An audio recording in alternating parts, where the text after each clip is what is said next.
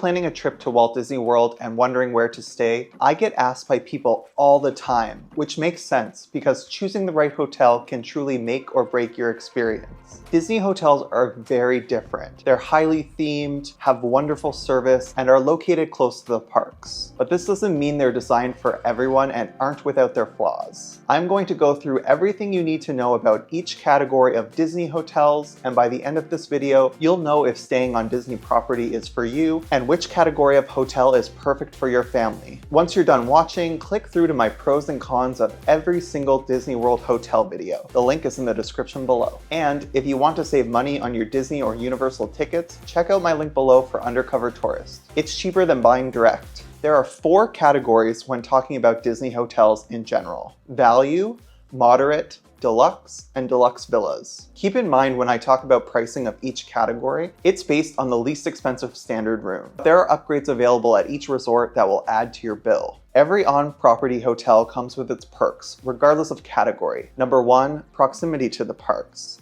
Number 2, there is free transportation to all 4 theme parks and Disney Springs Shopping Center. Number 3, there are activities for kids throughout the days and evenings. And number 4, and most importantly, you get 30-minute early entry into the parks each day you have a ticket. So let's start with value resorts. The hotels in this category are All-Star Resorts, which includes movies, music, and sports, Pop Century, and Art of Animation. So first off, the pros of these resorts. These are the most affordable on-site options, ranging between $150 to $390 per night before tax, depending on the season and the resort that you choose. These resorts have fun, old-school Disney theming and are great for kids. There is Skyliner access at Pop Century and Art of Animation. However, this makes these resorts on the higher end of the price range for value, and despite paying much less than other hotel guests, you still get that early entry perk. Some of the cons: value resorts contain some of the smallest rooms on property, clocking in at an average of 250 square feet. There are no table service restaurants at value resorts. There are only food courts, which may not be a deal breaker for most park goers, but if you're looking for that added luxury of service, it won't be at a value resort. The food is still great in my opinion, it's just not going to be anything that blows your mind. One of the biggest drawbacks of the All-Star Resorts is the fact that the only Disney transportation available is the bus system. The buses usually run smoothly, however, there have been times where Andy and I have had a long day at the parks, all we want to do is sleep, and we're stuck waiting for the bus to arrive, so keep that in mind. There's also a ton of people who stay at these resorts, meaning the lines can get very long and you may be left waiting for the next bus to arrive. Like I mentioned earlier, Pop Century and Art of Animation do have access to the Skyliner, but this also means they are more expensive and they're booked up first. And finally, the resorts in general can feel crowded because this is where large tour groups like cheerleading competitions tend to stay. So who are value resorts best for? In my opinion, they're best for budget-conscious travelers, families with young kids, or those who just want a place to sleep and don't care about amenities. Despite being Disney Vacation Club members, we've stayed at All-Star Movies and it was a fantastic experience. We would stay there again in a heartbeat, and in fact, we're staying at All-Star Sports in May to save a little bit of money. Now let's move on to moderate resorts. Hotels in this category include Caribbean Beach Resort with Skyliner access and a tropical theme, Coronado Springs, which is best for adults and has more of a business vibe, Port Orleans, Riverside, and French Quarter. It's charming and it's great for couples. The cabins at Fort Wilderness are rustic and quite a unique experience. So some of the pros. Moderate resorts have bigger rooms than value, averaging around 320 square feet. There are more dining options here, including table service restaurants. Theming is more immersive and scenic and will give you that more high-end vibe. Caribbean Beach is the most expensive in this category as it has Skyliner access to Epcot and Hollywood Studios, which is a huge bonus. Some of the cons.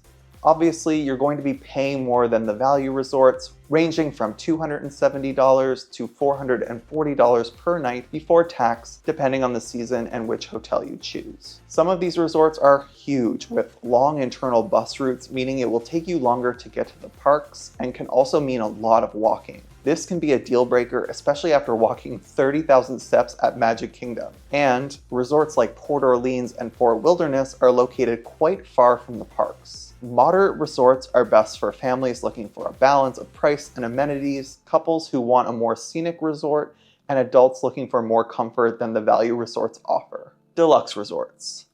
Most hotels in this category are connected to Epcot and Magic Kingdom with two exceptions. You have the monorail resorts, which are located around Magic Kingdom, including Grand Floridian, Polynesian, and the Contemporary. Epcot resorts, which include Beach Club, Yacht Club, and Boardwalk Inn. Then you have deluxe resorts that are not walkable to any park, which includes Wilderness Lodge and Animal Kingdom Lodge. The pros. Most of these are the best locations on property. If you're staying at the Grand Floridian, the Polynesian, or the Contemporary, you can walk, take a boat, or monorail to Magic Kingdom. You can even take the monorail to Epcot. These are the largest standard rooms on property at around 350 square feet with luxurious amenities. At these resorts, you'll find tons of dining options, including quick service, sit-down dining, character meals, lounges, and even tasting menus. Here is where you'll get the best Disney theming. Stepping inside Animal Kingdom Lodge and seeing giraffes and zebras is truly amazing, and Wilderness Lodge feels like a national park. At these hotels, you get extra perks like extended evening hours for deluxe guests at select times. Just make sure you're checking the calendar of events because we've yet to experience these parties, but we're dying to. The cons. These are very expensive, ranging between $450 to well over $1,000 per night. Due to the price, you may have very high expectations, which is totally normal. I mean, you are paying a similar price than the Four Seasons. However, many people think deluxe resorts are not worth the added cost. They're expecting something very high-end, but in reality, Disney charges this much because A, they can, and B, most are very convenient and attached to a park. That's not to say these aren't amazing hotels, they really are. Just don't set your expectations too high because of the price. And not all deluxe resorts have convenient transportation. For example, Animal Kingdom Lodge, one of our favorite hotels, is bus only and is very far from Magic Kingdom and Epcot. Deluxe resorts, in my opinion, are best for luxury travelers, those who want the closest access to the parks, honeymooners, and guests who plan to spend a lot of time at the resort rather than inside the parks. Then we have deluxe villas, which is probably the most complicated to explain. Basically, these are Disney Vacation Club resorts that have larger spaces for families,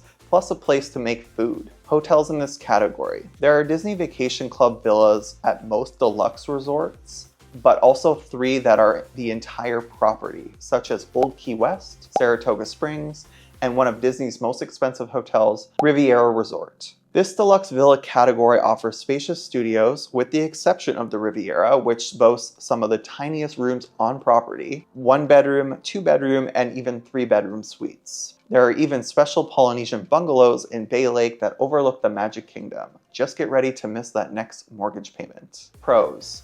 You get much more space for larger groups. They come with kitchens in the larger rooms and kitchenettes in the studios, meaning you can cook meals to save money. There are washer and dryers in the larger rooms, which is great for longer stays. You get the same perks as deluxe resorts. It can be cheaper if you rent DVC points instead of booking directly through Disney. I'll put a link in the description below to DVC Rental Store if you want to go that route. Some of the cons. It's even more expensive than other categories if booked directly through Disney, ranging from $400 for a studio and $3,000 for a 3-bedroom. These are considered DVC resorts, and thus DVC members get early access to bookings, meaning these rooms can be really difficult to get. Deluxe villas are best for large families, groups, or anyone staying 5+ nights who want that extra space. So to recap, value resorts are the cheapest options and they are great for families. Moderate resorts are a good balance of price, comfort, and amenities. Deluxe resorts, while expensive, have the absolute best locations and luxury, but may not be worth it if you're going to be in the parks all day long. And deluxe villas are best for groups, large families, and folks looking to stay for an extended period of time. There you have it. Now you know everything about each category of Disney World hotels. Check out my video on the full list of hotels along with their pros and cons. Just click the video next to my head. And with that, I'll see you on the next one.